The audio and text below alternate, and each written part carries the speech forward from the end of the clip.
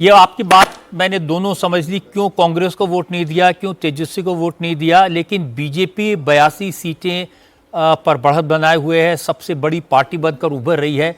तो भारतीय जनता पार्टी को क्यों लोगों ने इतना वोट दिया?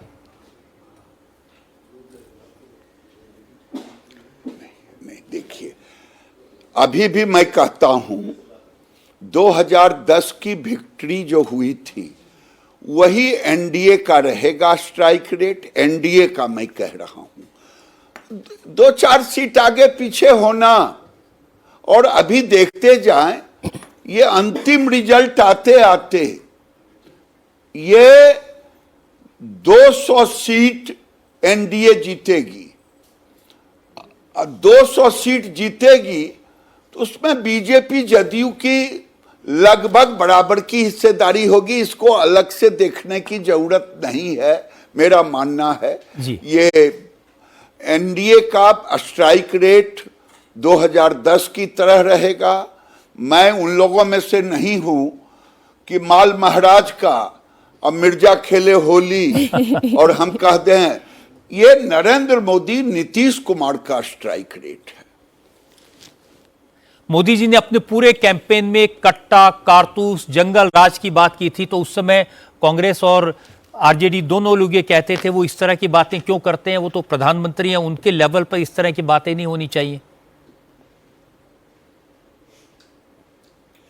जी, एक चीज मैं पूछता हूं, जब आरजेडी के मंच से उम्मीदवार के रहते हुए और तालियां बजावे, हंस के कहे, एक छोटा सा बच्चा गाना गाए कि तेजस्वी भैया के राज हैं हो भैया तक कटवा दी कनपटिए में सटा रंगवाजी, तो ये क्या है?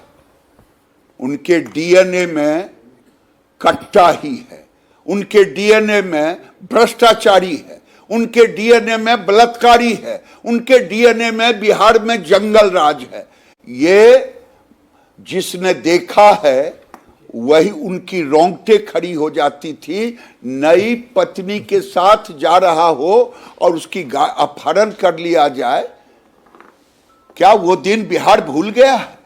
नीतीश कुमार के साथ ये जब जब सरकार में आए आरजेडी के लोगों ने नीतीश कुमार के साथ रहते हुए उन्होंने अराजकता का माहौल बनाने की कोशिश की। तो ये लोग ने अभी अभी देखा है तेजस्वी के नेतृत्व में। गिरिराज जी नमस्कार, सौरभ बोल रहा हूं। ये ऐसे नतीजे आएंगे पता नहीं, इसका आभास महागठबंधन के नेताओं को था, शायद इसीलिए वो ये कह रहे थे कि अगर हमारे पक्ष में नतीजे नहीं आए तो हम बांग्लादेश, नेपाल जैसा हाल पटना की सड़कों पर आपको दिखाएंगे। कोई कह रहे थे हम मर जाएंगे, गोली खा लेंगे। आपको लगता है कि ये नतीजे इतनी आसानी से स्वीकार करेगा विपक्ष? भाई, ये स्वीकार करे ना करे, लोकतंत्र है। लोकतंत्र में तो जनता का जनादेश स्वीकारना पड़ता है, और जो नहीं स्वीकारेगा शायद उसे लोकतंत्र में भरोसा नहीं है। और ये जननी, लोकतंत्र की जननी है बिहार। आज से नहीं, लालू यादव जैसे लोग भले पैदा ले लिए, जो जयप्रकाश नारायण के कोख से पैदा लिए और कांग्रेस के गोद में चले गए और भ्रष्टाचार की जननी बन गए, ये लोग को भरोसा नहीं था।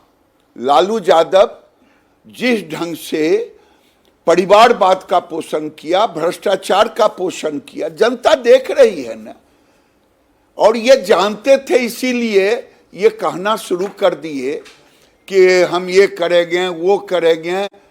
गलती से भी मैं आपके चैनल के माध्यम से कहूँगा कि अपने लोगों को समझा लो, नहीं तो ये न्याय के साथ विकास है, ये फिर गड़बड़ हो जाएगा।